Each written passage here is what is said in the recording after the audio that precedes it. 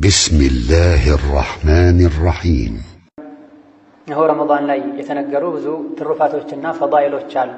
ረመዳን የጾመ እንዲህ ያገኛል ተብሎ ብዙ ተዘርዝሯል። እነዚህ በረመዳን የሚገኙ ትሩፋቶች ምንዳዎች ረመዳንን በአግባቡ ለጾመ ሰው ነው የሚገኙት። ስራውን ላሟላና ላስተካከለ ሰው ነው የሚታደሉት። ስራ ሊሟላና ሊስተካከል የሚችለው ከጾም ጋር ተያያዥ የሆኑ ህግጋትን ጠንቅቀን ስናቅና የጾመኛን አደብ ባህሪ ስንላበስም።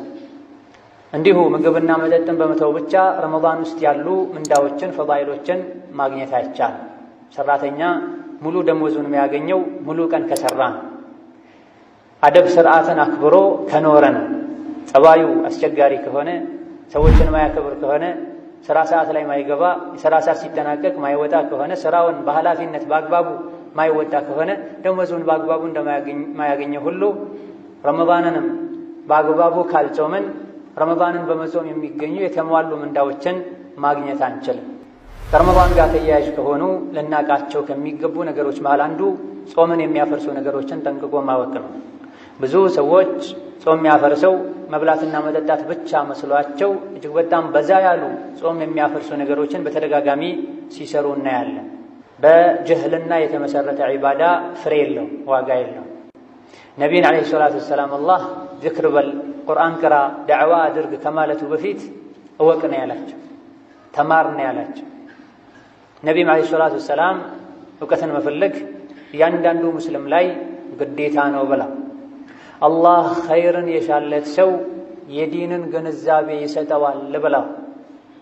ስለዚህ ረመዳንን ከመጾማችን በፊት ከጾም ጋር ተያያዥ የሆኑ ህግጋቶችን ልናቅ፣ በተለይ የጾም መስፈርት የሚባሉ የጾም መሰረት የሚባሉ ጾምን ያፈርሳሉ የሚባሉ ነገሮችን ልናቃቸው፣ ልናሐፍዛቸው፣ ህፃናቶቻችንን፣ ወላጆቻችንን፣ ጎረቤቶቻችንን ልናሳውቃቸው ይገባል።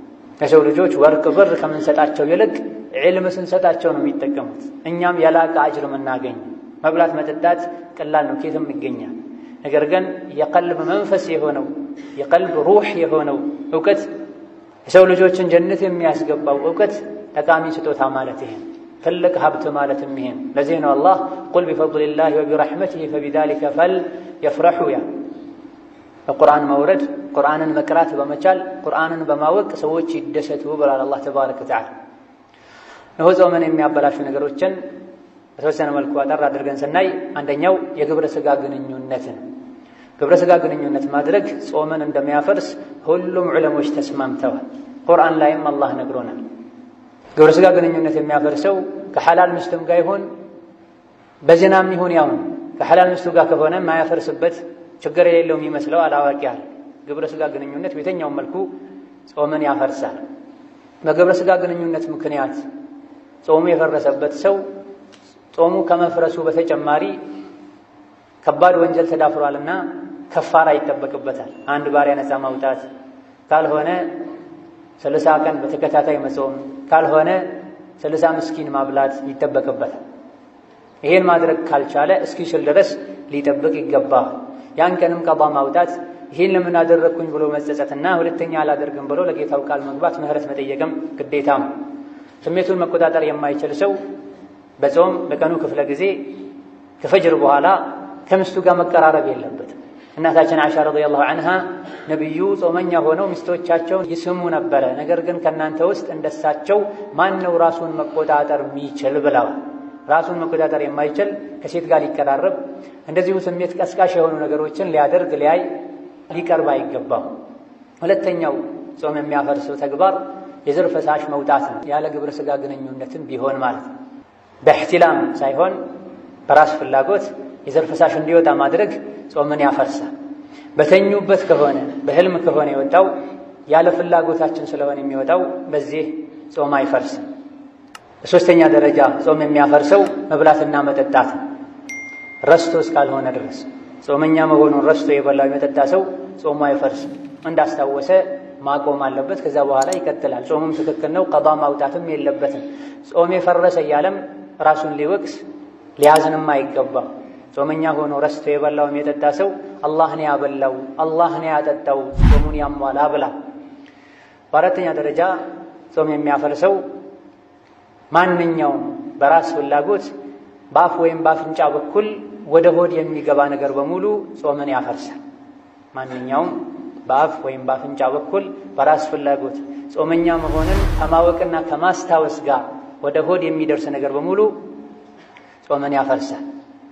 በመሆኑም አፍንጫን መጠበቅ ነው ከተለያዩ ነገሮች። ውዱእ ያደረጉ በአፋቸው በኩል ሲግመጠመጡ ውሃ የሚገባባቸው ሰዎች ሊኖሩ ይችላል። በጥንቃቄ ጉድለት ከሆነ ጾም ይፈርሳል።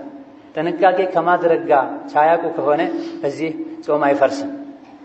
መራቅን መዋጥ ጾም የሚያፈርስ የሚመስላቸውና ቀኑን ሙሉ ሲተፉ የሚውሉ ሰዎች አሉ። መራቅ የሚወጣው ከውስጥ ስለሆነ ጾም አያፈርስም። እንደዚሁ ደግሞ መቆጣጠሩም እጅጉኑ ይከብዳል። አክታን በተመለከተም በተደጋጋሚ ሰዎች የሚጠይቁበት ሁኔታ አለ። አክታ ጾም ማፍረስ አለማፍረሱ እንዳለ ሆኖ ቆሻሻ ስለሆነ ጎጂ ስለሆነ አክታን መዋጥ የተከለከለ ሐራም ነው ብሏል ዑለሞች። ወይሐርሙ ዐለይሂም አልኸባኢት ከሚለው የቁርአን አንቀጽ በመነሳት ሆኖም አክታ ጾም የሚያፈርስበትም ማያፈርስበትም ሁኔታ አለ። ወደፊት ለፊት ወደ አፍ ሳይመጣ እዛው ቀጥታ ከሆነ ሳናቀው የተዋጠው ይሄ ጾም አያፈርስም። ነገር ግን ወደ አፍ ፊት ለፊት ከመጣ በኋላ ከሆነ የተዋጠው ከላይ ስለሆነ አክታ የሚወርደው ጭንቅላት ስለሆነ የሚወርደው ከውጭ እንደገባ ነገር ነውና የሚቆጠረው ሆን ብሎ አውቆ መዋጡን ጾም ያፈርሳል። በከዳልክ ቆሻሻና ጎጂ ስለሆነም መዋጡ ወንጀለኛ ያደርጋል። አምስተኛው ጾም የሚያፈርሰው ተግባር ምግብና መጠጥን ሊተኩ የሚችሉ ነገሮችን በየትኛውም መንገድ መጠቀም። ምግብና መጠጥን ሊተኩ የሚችሉ ነገሮችን በየትኛውም መልኩ በየትኛውም መንገድ መጠቀም። የብርታት ምግብ የሚተኩ መርፌዎችን መውሰድ፣ እንደዚሁ ደግሞ ለታማሚ ወይም የአቅም ማነስ ላለባቸው ሰዎች ግሉኮስን መውሰድ። እነዚህና መሰል ነገሮች ጾምን ያፈርሳል። ምግብ እንደሚያፈርሰው ሁሉ በአፍ በኩል የሚወሰድ ምግብ እንደሚያፈርሰው ሁሉ በደም ስርም ይሁን በአፍንጫም በኩል ይሁን በየትኛውም መልኩ በመርፌም ይሁን የሚወሰዱ ምግብ የሚተኩ ነገሮች ጾም ያፈርሳል። ስድስተኛው ጾም የሚያፈርሰው ተግባር አውቆና ሆን ብሎ ማስመለስ ነው።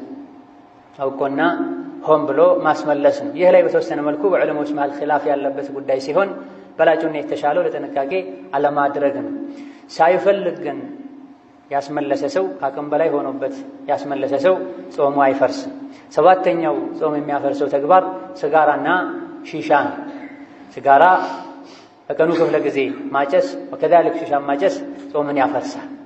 ጾም ከማፍረሱ በተጨማሪም ሐራምና ወንጀል የሆነ ተግባር ነው። ማንኛውም አቅልን የሚጎዳ ጤንነትን የሚጎዳ ዲንን የሚጎዳ ዱንያን የሚጎዳ የሰው ዘርን የሚጎዳ ነገር በሙሉ ሐራምና የተከለከለ ነው። ይሄ ላይ የዲን እስላም ዑለሞች ብቻ ሳይሆን ቀደምት ነቢያትና አቅል ያላቸው ሰዎች በሙሉም ተስማምተዋል። ዲን እስላም ብቻ ሳይሆን የነቢ ዲን ብቻ ሳይሆን ከዚያ በፊት የነበሩ ሃይማኖቶችም የተደነገጉት እነዚህ ነገሮችን ለመጠበቅ ነው። የሰውን አእምሮ ለመጠበቅ፣ የሰው ልጅን ዘር ለመጠበቅ፣ የሰው ልጅን ጤንነት አቅል ለመጠበቅ፣ የሰው ልጅን መተዳደሪያ የሆነውን ንብረትን ለመጠበቅ ነው ሃይማኖት የተደነገገ የመጣው። ይሄን የሚጻረር ማንኛውም ነገር ይከለከላል። እነዚህ ነገሮች ጤናን ይጎዳሉ፣ ገንዘብን ይጎዳሉ፣ የሰው ልጆችን አዳ ያደርጋሉና ሐራምነታቸው እንዳለ ሆኖ ጾምም ያፈርሱ ናቸውና መራቅ መጠንቀቅ አስፈላጊ ነው። ቀን ላይ ከነዚህ ነገሮች ርቀው ገና ምሽት ላይ አዳን ሲል አላሁ አክበር የሚለው ቃል እንደተሰማ የአላህ ባሮች በቴምር እያፈጠሩ ሌሎች በስጋራ የሚያፈጥሩበት ሁኔታ አለ። ቀኑን ሙሉ ለ12 ሰዓት ታቅቦ መዋል እንደተቻለው ሌሊቱንም ታቅቦ መዋል ይቻላል ካመኑበት። ጥንካሬ ማለት የጡንቻ መፈርጠም አይደለም። ጥንካሬ ማለት ማይጠቅምን ነገር መተው፣ የሚጎዳን ነገር አለማድረግ። ስምንተኛው ጾም የሚያፈርሰው ተግባር ሒጃማ ነው ወይም ዋግምት፣ ከሰውነታችን በዛ ያለ ደም እንዲወጣ ማድረግ ማለት ነው።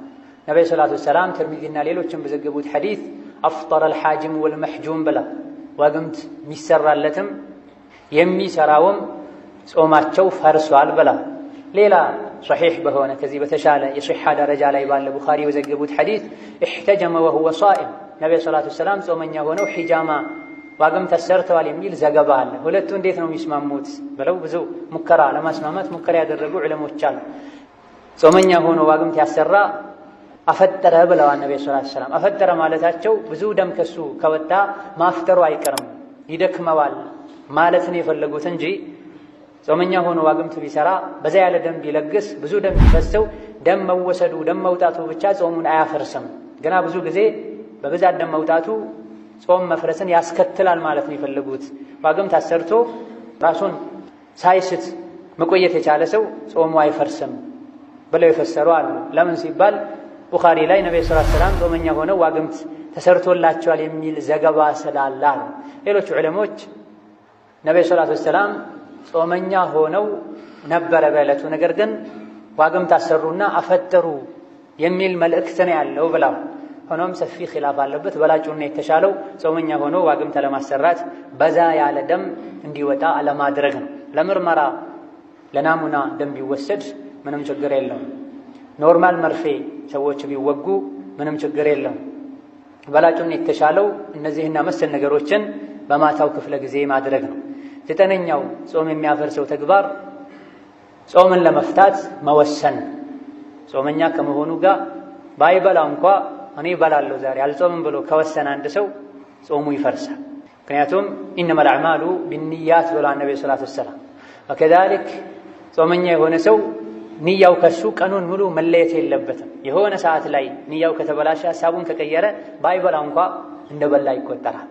ስለዚህ ከሱሑር ሰዓት ከፈጅር ሰዓት ጀምሮ እስከ መግሪብ ድረስ ንያችን አብሮ ሊቀጥል ይገባል። በላለው ብሎ ወስኖ ኋላ ላይ እንዳይበላ የሚያደርገው ምክንያት ተፈጥሮ እንጂ ያላቆመ ሰው ወይም ከመብላት ያልታቀበ ሰው ጾሙ ይፈርሳል ባይበላም ማለት ነው። ነገር ግን እንዲህ ነገር ካገኘው ብሎ አንጠልጥሎ ከሆነ እዛ ከመድረሱ በፊት ሳያጣው በራሱ ፍላጎት መልሶ ከቀጠለ ጾሙ አይበላሽም ያሉ ዑለሞች አሉ። ሆኖም ከኺላፍ ለመውጣት መጠንቀቅና ንያን ጠብቆ መዋል አስፈላጊ ነው። 10ኛው ጾም የሚያፈርሰው ተግባር የወር አበባ ደምና የወሊድ ደም መውጣቱ። ሴት ልጅ ጾም ከጀመረች በኋላ የወር አበባ ደም ብታይ የወሊድ ደም ብታይ ሚጥ በጀመራት ጾሙ ይበላሻል። ቀኑን ሙሉ ጾማ ውላ 2 ደቂቃ 3 ደቂቃ ሲቀረው እንኳ የወር አበባ ደም ብታይ ፀሐይ ሳይጠልቅ በፊት ጾሙ ይበላሻል፣ ቀዷ ማውጣት ይጠበቅበታል። 11ኛው የጾም የሚያፈርስ ተግባር ወይም የጾም መፍረሻ መንገድ አእምሮን መሳት ነው። ጾመኛ ሆኖ ሙሉ በሙሉ አእምሮን የሳተ ሰው በአእምሮ በሽታ በእብደትም ይሁን በማደንዘዣና በመሰል ነገሮችም ይሁን ሙሉ በሙሉ ራሱን የሳተ ሰው ጾሙ ይፈርሳል። 12ኛው የጾም መፍረስ ሰበብ አላህ ይጠብቀንና ከእስልምና መውጣት ነው። በንግግር ወይም በተግባር ወይም በሐሳብና በንያ ከእስልምና የወጣ ሰው ጾሙ ይፈርሳል። እምነት ላይ ዲን ላይ ቀልድ የለም። የኩፍር ቃል ተናግሮ አንድ ሰው ለቀልዴ ነው ቢል ከእስልምና ይወጣል፣ ጾሙም ይፈርሳል። ውስጡ ላይ እንኳ በሐሳብ ባይገልጸው በልቡ ከእስልምና የሚሻል ሌላ ዲን አለ ቢል አንድ ሰው ከእስልምና ይወጣል። ያለፈው ስራ ሁሉ ይከስራል፣ ጾሙም ጭምር ይፈርሳል። ውዱእ ላይ ከነበረም ውዱእ ሁሉ ይፈርሳል። ወደ መስጂድ የመጣ መንገድ ላይ የኩፍር ቃል ቢናገር አሊያ ደግሞ መንገድ ላይ የኩፍር ተግባር ቢሰራ ከአላህ ውጭ ላለ አካል ስጁድ ቢያደርግ ርኩዕ ቢያደርግ ከእስልምና ይወጣል፣ ውዱእም ይፈርሳል። ረመዳን ከሆነ ጾሙም ይፈርሳል። እነዚህና መሰል የሆኑ ጾም የሚያፈርሱ ነገሮች አሉ። ልናቃቸው ልንጠነቀቃቸው ይገባል። እነዚህ ነገሮች በሙሉ ጾም የሚያፈርሱት አንደኛ ጾም እንደሚያፈርሱ እያወቀን ካደረግናቸው። ባለማወቅ እነዚህ ነገሮችን ያደረገ ሰው እንዳወቀ ማቆም አለበት እንጂ ጾሙ አይፈርስም። እንደዚሁ ደግሞ በእነዚህ ነገሮች ጾም የሚፈርሰው እያስታወሰ ካደረገ ነው። ጾም እንደሚያፈርስ ያውቃል። በተቻለው ያክልም ተጠንቅቆ እየጾመ ሳለ መሀል ላይ ረስቶ ቢጠጣ፣ ረስቶ ቢበላ፣ ረስቶ ቢያስመልስ ጾሙ አይፈርስም። 3ኛው እነዚህ ነገሮች ጾም የሚያፈርሱት በራሱ ምርጫ ካደረገ ተገዶ ካደረገ ጾሙ አይፈርስም። አስገድዶ ሰው ቢያበላው አንድን ሰው ጾሙ አይፈርስም። አስገድዶ ቢያጠጣው ጾሙ አይፈርስም። አስገድዶ በዛ ያለ ደም እንዲወጣበት ቢያደርግ አንድ ሰው ጾሙ አይፈርስም። ثم صلوا وسلموا على خير من صلى وصام فقد أمركم ربكم بذلك قائلا إن الله وملائكته يصلون على النبي يا أيها الذين آمنوا صلوا عليه وسلموا تسليما اللهم صل وسلم وبارك على عبدك ونبيك محمد وعلى آله وصحابته وأتباعه إلى يوم الدين وارض اللهم عن خلفائه الراشدين وبقية صحابته أجمعين وعنا معهم يا رحمن يا رحيم اللهم أعز الإسلام والمسلمين اللهم أعز الإسلام والمسلمين اللهم انصر الإسلام والمسلمين اللهم انصر الإسلام والمسلمين اللهم انصر الإسلام والمسلمين واحفظ ديننا من عبث العابثين وكيد الماكرين وتولنا يا متولي الصالحين